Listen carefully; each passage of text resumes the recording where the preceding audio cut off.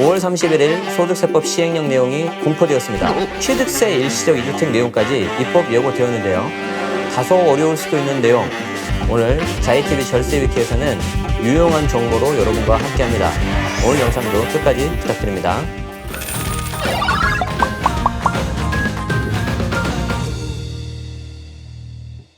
대표님, 그런데 일단 소득세법이라는 용어 자체가 좀 어렵게 느껴질 것 같아요. 간단히 설명해 주실 수 있을까요? 우리 세금은 소득이 있으면 모두 다 세금을 낸다. 약간 대원칙이 있죠. 저도 마찬가지고 피디님도 마찬가지고 내가 뭔가 소득을 벌어들이면은 그에 따른 세금을 내는 과세하는 게 소득세법인데 그 종류가 무려 8가지나 있습니다. 이자, 배당, 사업, 근로, 연금, 기타, 양도, 퇴직 이렇게 8가지가 있어요. 그래서 저 개인이 이 8가지 소득 중에서 어떤 금액을 벌잖아요. 그럼 여기에 대해서 세금을 내게 돼 있어요. 그러면 이제 어떤 부분이 네. 바뀌었는지 구체적으로 좀 이야기 좀 해주세요. 네. 자, 첫 번째가 뭐냐면 양도세 중과를 한시적으로 폐지하는 거. 자, 여기 그림을 보면 새 정부 출범일이 5월 10일 날이잖아요. 자, 이날로부터 1년, 그러니까 23년 5월 9일까지는 아무리 다주택이라 하더라도 2년 이상 보유했다면은 그 해당 주택을 팔았을 때 양도차익은 그냥 기본 세율이 적용이 된다. 근데 2년 미만 되면은 단기 세율이라 그래서 1년 미만 70, 1년에서 2년 60 이렇게 양도소득세 세율이 굉장히 많이 올라갑니다. 그래서 이거 진짜 조심하셔야 돼요. 자, 이게 첫 번째 양도세 중과 한시 배제인 것이고, 두 번째가 뭐냐면은 21년 1월 1일 기준으로 다주택 상태에서 내가 주택을 다 팔잖아요. 그리고 하나가 남아요. 그럼 이 하나 남은 주택을 비과세 받으려면 추가 2년 보유 또는 거주를 하셔야 돼요. 그럼 비과세 받기가 훨씬 어려워지겠죠.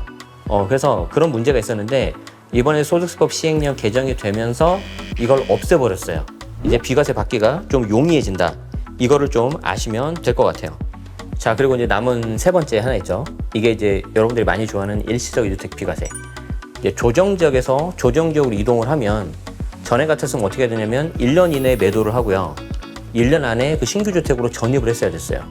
그런데 1년 안에 매도하는 그 기간을 2년으로 늘려줬고 전입하는 요건도 없애버렸어요.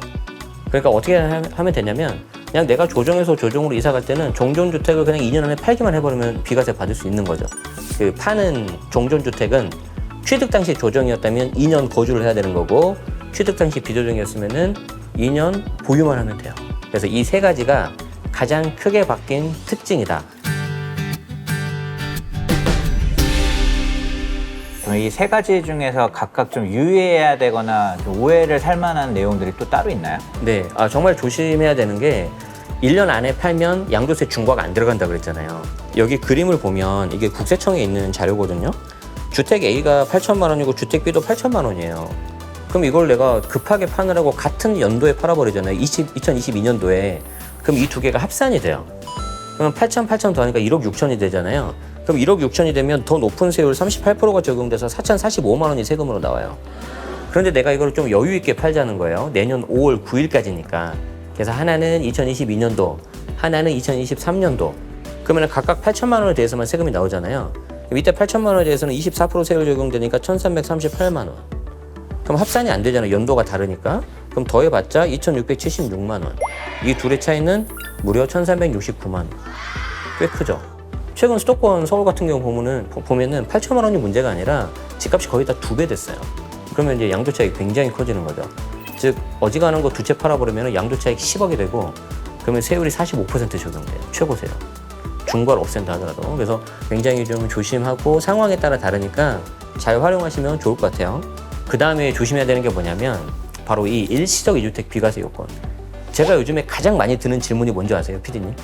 제가 가장 많이 드는 질문이 뭐냐면 전입 요건 없어졌으니까 이제 거주 안 해도 비과세 되는 거죠? 이런 분들이 있어요. 절대 그렇지 않아요. 자, 우리가 일시적 2주택 비과세 요건이 좀 이렇게 완화가 됐다 그랬잖아요. 조정에서 조정이 원래 1년 이내 매도, 1년 안에 전입이었는데 이걸 2년으로 늘려주고 전입 요건 없어졌다 그랬잖아요. 근데 신규 주택 취득 당시 조정이잖아요. 이 조정은 나중에 비과세 받을 때는 언젠가는 2년 거주하셔야 돼요. 그러니까 지금 당장 전입만 사라졌다는 것뿐이지 나중에는 거주를 해야 비과세 가능하다. 그렇다면 이제 일시적이 아닌 다주택자 취득세 완화는 좀 언제쯤 된다고 생각을 하시나요? 요거는 제가 좀 설명을 드려야 될 것 같은데 다주택자 취득세 중과 완화는 저는 좀 시간 오래 걸린다고 봐요. 이게 왜 그러냐면 최근 나오고 있는 내용들이 규제를 좀 완화하는 수준으로 가고 있잖아요. 보유세까지 낮춘다, 양도세 일시주택 비과세는 훨씬 쉽게 해준다. 근데 여기서 취득세까지 낮춰버리면 어떤 시그널을 주냐면 집 팔고 다시 살아 이렇게 돼버려요.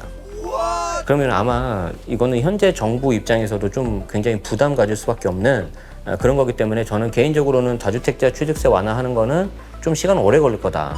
오히려 지금 더 중요한 건 뭐냐면 취득세 일시적 2주택 이게 신규 주택 중과하는 걸 완화시켜주는 게 5월 31일 날 입법 예고가 됐거든요. 근데 이게 어떤 식으로 나왔냐면 결론적으로는 양도세 비과세하고 그냥 모양이 같아져 버렸어요. 그래서 이런 분들 계실 거예요. 나는 그냥 취득세 중과 8% 받고 1년 넘었는데 그냥 못 팔았다. 종전주택 그냥 8% 맞아야지 라고 하신 분 계실 거예요. 그런데 이걸 2년으로 늘려버렸잖아요. 그럼 아직 기간이 안 끝났잖아요. 이 부분 아마 환급 받을 수 있을 거예요. 그리고 안타까운 건 뭐냐면 그 전에 팔아버리신 분 있죠. 그러니까 22년 5월 10일 되기 전에, 즉 5월 9일 날 팔아버리신 분. 그분들은 안타깝게도 구제 방안이 현재로서는 제가 봤을 때는 없다. 그래서 이분들은 조금 아쉽다. 이런 말씀을 좀 드리고 싶습니다. 그럼 이제 다음으로 이제 우리 네. 자이TV 시청하시는 분들에게 소득세법 개정 관련 절세 꿀팁 방안 한번 네. 말씀해 주시죠. 사실 여기서부터가 이제 중요한 내용인데 만약에 3주택 이하자다. 그러면은 이거 비과세 전략 적극적으로 써라. 자, 그러면 좀 희한하죠. 아니 내가 주택수가 3개인데 어떻게 비과세가 되느냐. 1주택자는 비과세 받기 쉽죠. 2년 보유 또는 그냥 거주만 하면 끝나버려요.